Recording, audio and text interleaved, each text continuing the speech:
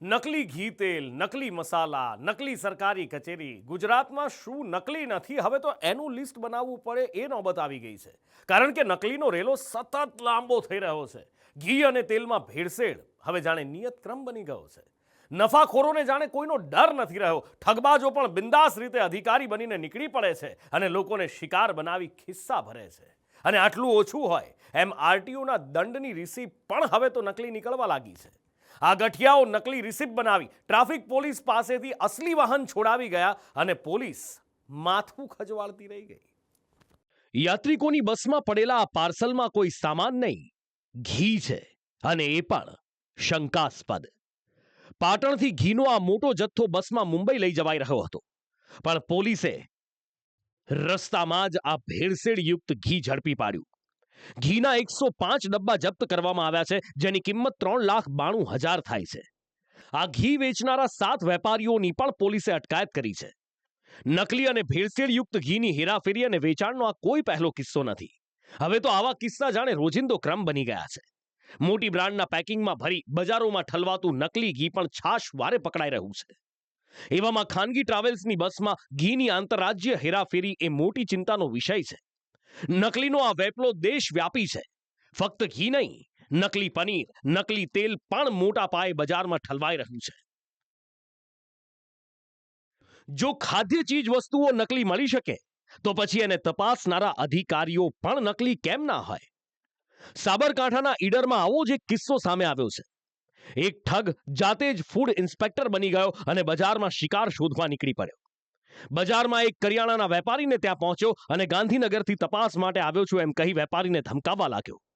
વેપારીએ નકલી ઇન્સ્પેક્ટરને 1,500 રૂપિયા પણ આપી દીધા. પણ પછી વેપારીને આ અધિકારી પર શંકા ગઈ અને ભાંડો ફૂટી ગયો.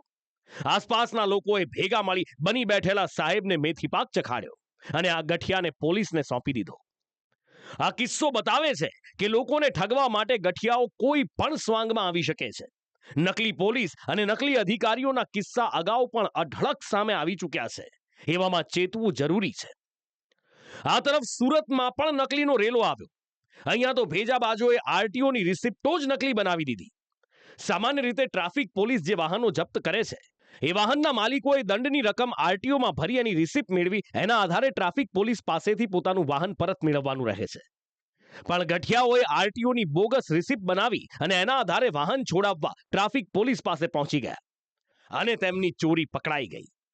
એટલે જે એક રિક્ષા હતી એ રિક્ષાના આરટીઓની રસીદ સાથે 3 ઈસમો રિક્ષા છોડાવવા માટે આવેલા, પરંતુ એમાં માલિક સાથે આવેલા નહીં હતા. જેથી ફરજ પરના અમારા એલઆર જિજ્ઞેશગીરીએ તેઓને માલિકને મોકલવા માટે જણાવતા આ લોકો રસીદ આપીને ગયેલા પણ માલિક આવેલા નહીં. અને જ્યારે તે લોકો આવેલા ત્યારે પણ એમની બોડી લેંગ્વેજ ઉપરથી થોડી શંકા ગયેલી, જેથી એલઆર જિજ્ઞેશગીરીએ આ બાબતમાં વધારે ઊંડાણપૂર્વક તપાસ કરતાં એને જાણવા મળેલું કે આ જે રજૂ થયેલી રસીદ છે એ બોગસ છે. પોલીસનું માનીએ તો રિક્ષા છોડાવવા આવેલા 3 યુવાનો જે બોગસ રસીદ લઈને આવ્યા હતા એનો ક્યુઆર કોડ સ્કેન કરતા ભાંડો ફૂટી ગયો. રિસિપ્ટ નકલી હોય ત્યાં ક્યુઆર કોડ પણ નકલી જ હોવાનો ને. અને આ ક્યુઆર કોડે ગઠિયાઓનો ભાંડો ફોડી નાખ્યો. આ ડુપ્લિકેટ સ્કેન છે, રસીદ છે, એને આપણે સ્કેન કરતા છે. આપણે સ્કેનરમાં સ્કેન કરતા સ્કેન થશે નહીં.